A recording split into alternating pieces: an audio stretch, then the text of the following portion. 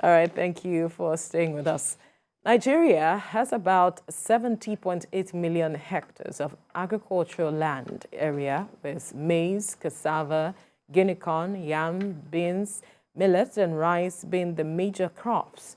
Despite its large contribution to the economy, the agricultural sector still faces challenges like inadequate technology, climate change, high production costs, amongst others. But President Bola Tinubu, on resuming office, promised to create agricultural hubs throughout the nation to increase production and engage in value-added processing. He also noted that the livestock sector will be introduced to best modern practices and steps taken to minimize the perennial conflict over land and water resources in this sector.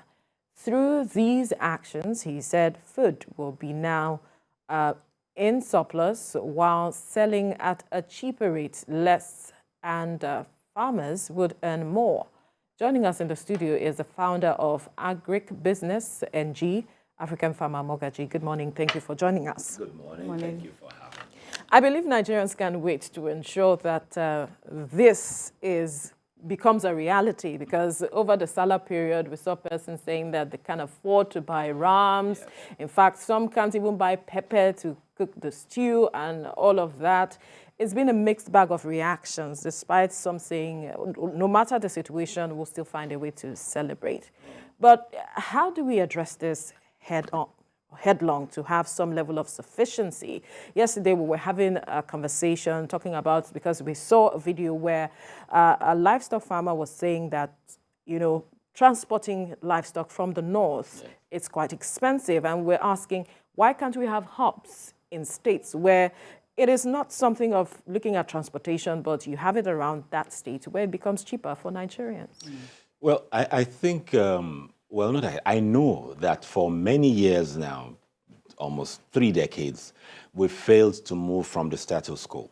And what we've failed to do is to look at data, to check activities, to look at what really is, and as against what we've been told.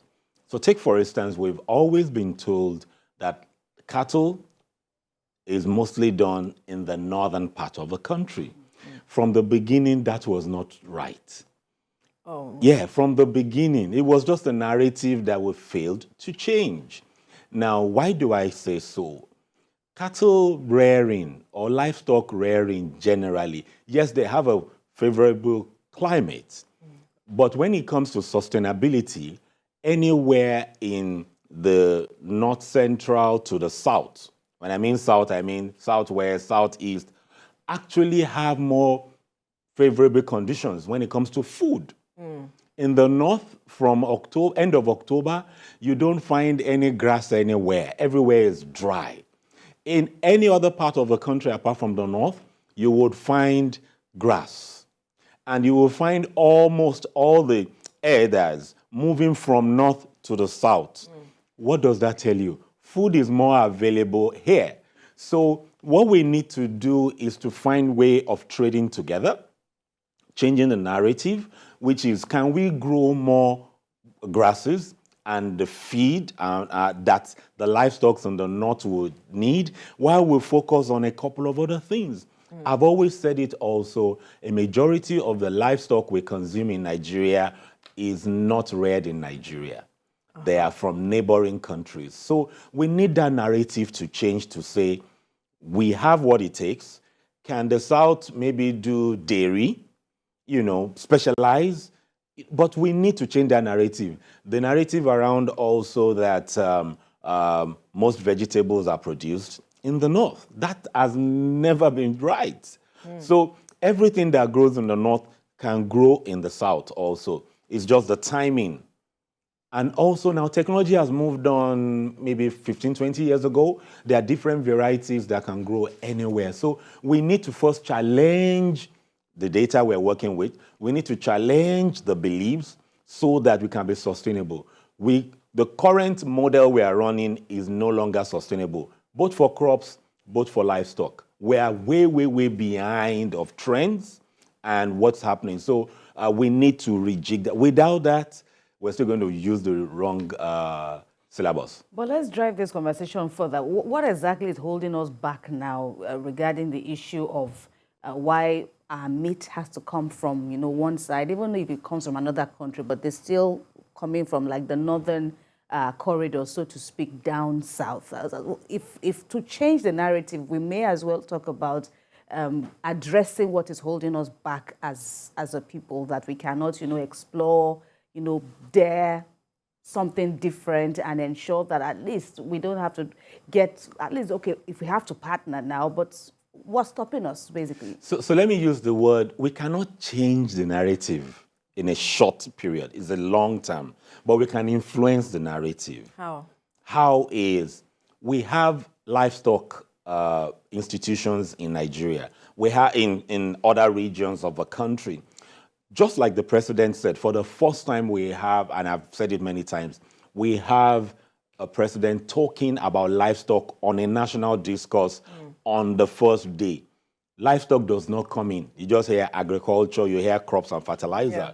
So what we need to do now is to get people interested, especially show them the value chain, show them the money. And say, the business of livestock is better done in other regions of the country than in the north. In the north is a cultural thing, not business. Right. For the politicians and the elites is business. For the people who operate 70% is culture. They don't rear the animals because they want to sell it. They rear the animals because it's an asset. The way we all buy stocks and shares and landed properties is the way they rear their animals, not for sale. They sell when they need it. You sell shares when you need money. So that is culture. But business can be developed in other sectors because they're looking for money. So when we push those narratives, the people in other regions are ready, but we're not getting the body language, from the ministries, especially from the states. The federal has little to do with all this. So we need to have communication. We need each state to analyze what they have and tell people this is what we have in place and people should come in. These things are not even new. During the Tafawa Balewa, Nnamdi Azikiwe, Awolowo, all these things existed. Livestock was everywhere. Right. So, but culturally, you have more in the north. But we can influence that conversation, over a period. There needs to be a target. We need to run the Ministry of Agriculture as a business now. The ministry itself. It should no longer be a parastatal that you just get allocation. If you ask me, I would say, place a demand on each sector in the ministry, raise your funds. Raise your funds. Because they have the capacity to raise the funds. They have the data to raise the funds, but they are not packaging to push out. So the Ministry of Agriculture must come as a social enterprise, which is you combine impact and profit. It used to be like NGO. So now there should be, you make impact and profit and let the people know what you have. Without that, and also something that has happened is, over the years, you will find somebody that studied animal production was employed into the crop department. So when this new administration is coming on board now, probably to check, they check the certificate. But the certificate is no longer valid because this person who was livestock now has competence and expertise in crops. But when they pull the person, which I've seen happen, they pull the person back to the department and they go and check the certificate for promotion. So you now bring somebody, so it's always they're always learning and relearning, so there's no progress. So we need to change that narrative. A lot of things need to change. Then to be able to have food security, one of the things fundamentally missing is, I'll say this in Yoruba and I'll say it in English. The agri sector is like igielera. They say a wood that has fire, ants in it. When you put fire, they just storm out and come over and you drop the wood. Now, so what has happened over the years is that we've not placed a demand on all the parastatals involved across the value chain. Again, we have the president that spoke a lot about value chain for the first time. So what has happened is you will have the parastatal in charge of the river basins. They play low on that. You have the department that is in charge of maybe oil palm, So all of them, we need an administrator as a minister or the special advisor who understands that all these things must be addressed at the same time. And how do you address it? You ensure that the ones in charge of root and tuber, the ones in charge of grains, everybody is delivering based on their mandate.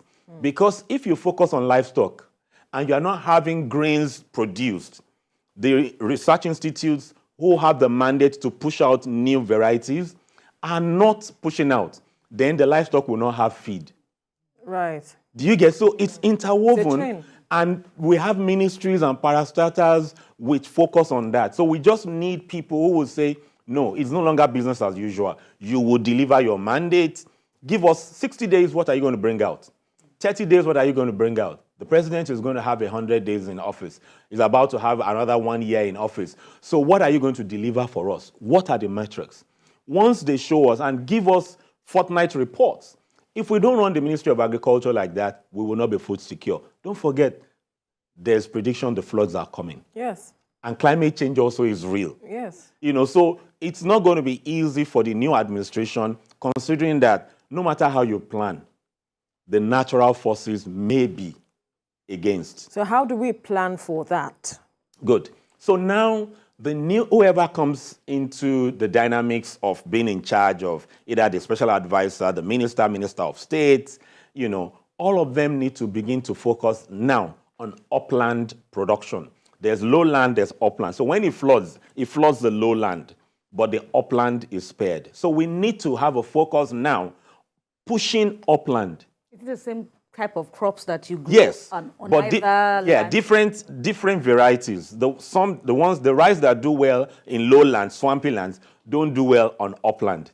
So we need to push upland more now because we know the floods are coming, and when the floods come, it will just ravish all the lowlands. So, but we don't hear conversation. Just say, oh, move away from there, move upland. How do they move upland? Do they have lands there?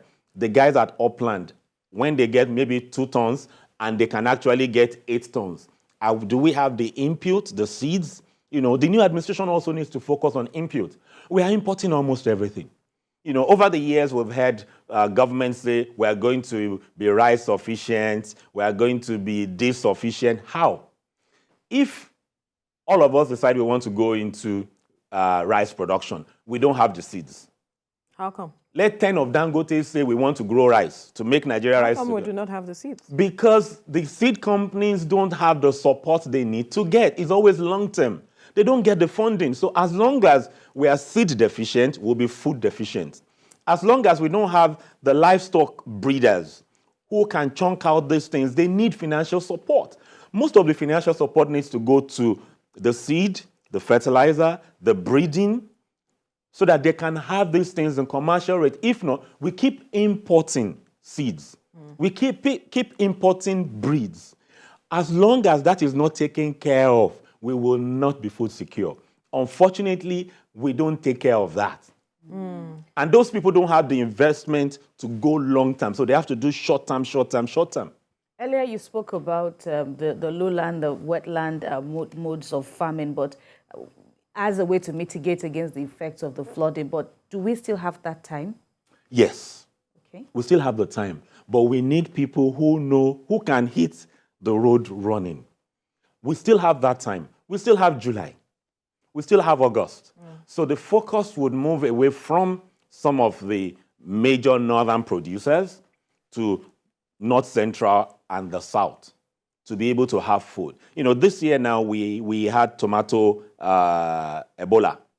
I was here in January saying that the North is going to have an issue, and it's not, and I think another 1 or 2 is still coming. So we need to decentralize this knowledge around this is where this is produced and focus on processing. If we focus and equip the North to process more of what they produce and don't have to travel 8 hours and let them just bring finished products 8 hours down, and we in the South produce fresh what we consume, and what we process comes from the North.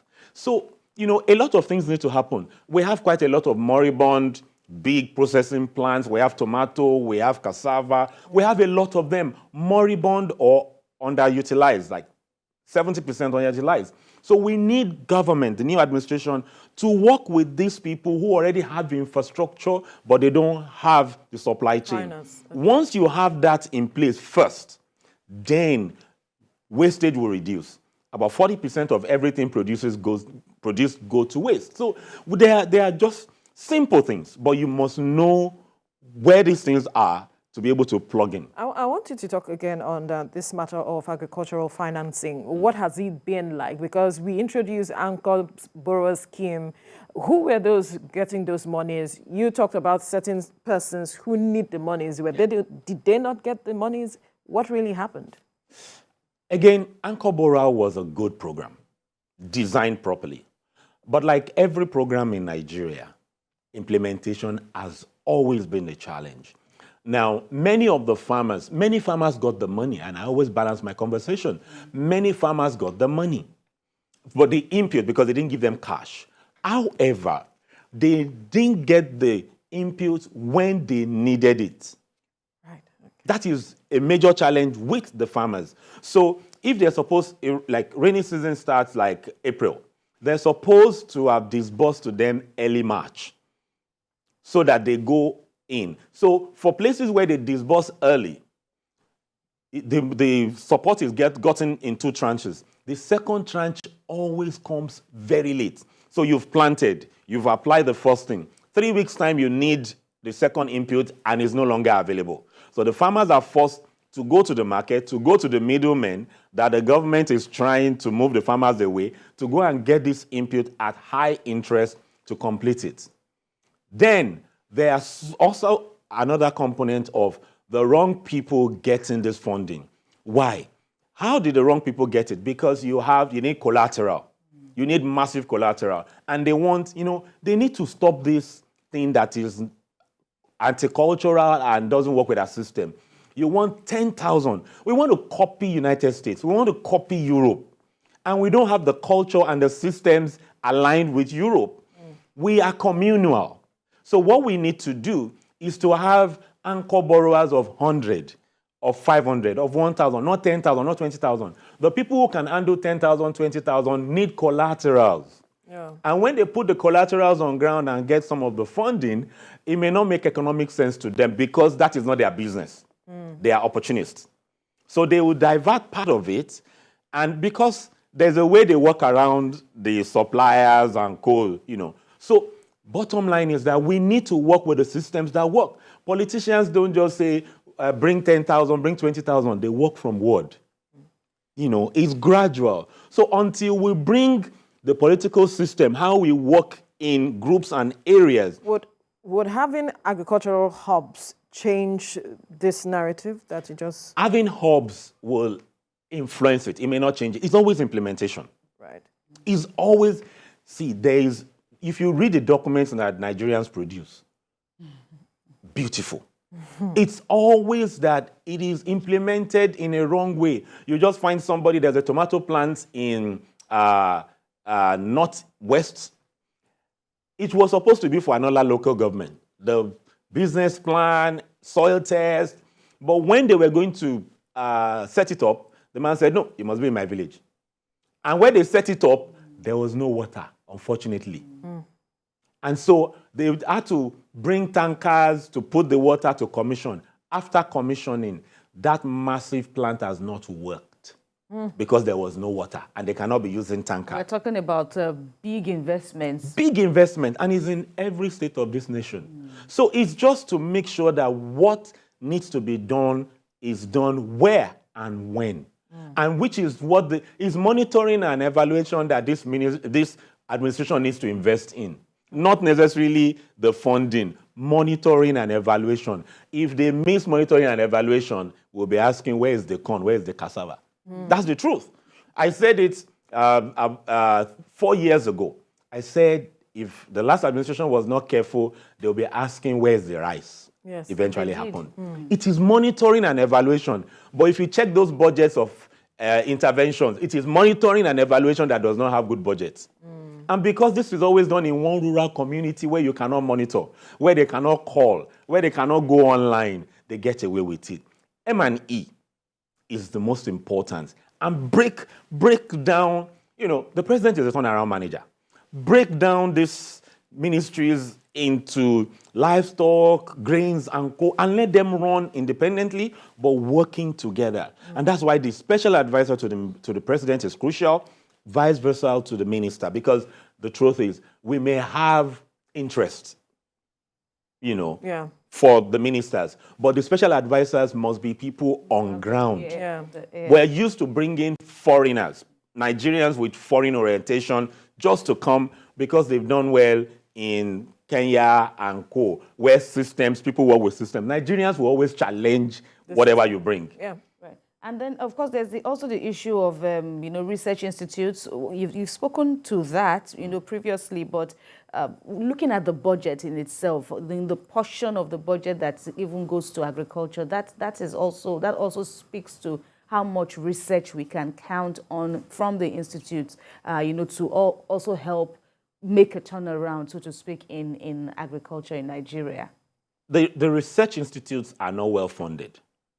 That is a given. Again, the funds they get, how well are they utilizing it? Then, the research they are done in time past, you will be alarmed at the research that just needs to be scaled. President Obasanjo did tell them some time ago to, commercialize. There's so much in the research institutes, and also every research institute now needs to have a commercialization department and how to raise funds. That is what is done in developed countries. They must have a unit that is always looking at local and foreign investors to bring things in. And you see, this administration also needs to pay attention. We're talking about export because that's how you can get foreign exchange. But we're focusing too much on what I call the cash crops, the cocoa, the cashew. You can harvest those things twice a year. How long are we going to wait for that? There is also what I call the cash flow export, the peppers, the tomatoes, the vegetables. Those live every week. But NACO, we will not export and get that cash flow if we don't have NACO. NACO should be working 24 hours. There are no refrigerating systems there that if you want to have like 10,000 cartons of ugu leave the country, it's not possible. Right. So bottom line is we need that cash flow. We need government to focus on that cash flow of export. Then, the forex will come in. All right, we have to leave this conversation here now. African Farmer Mortgagee, founder of Agric Business NG. Thank you for your time, as usual. Thank you for having me.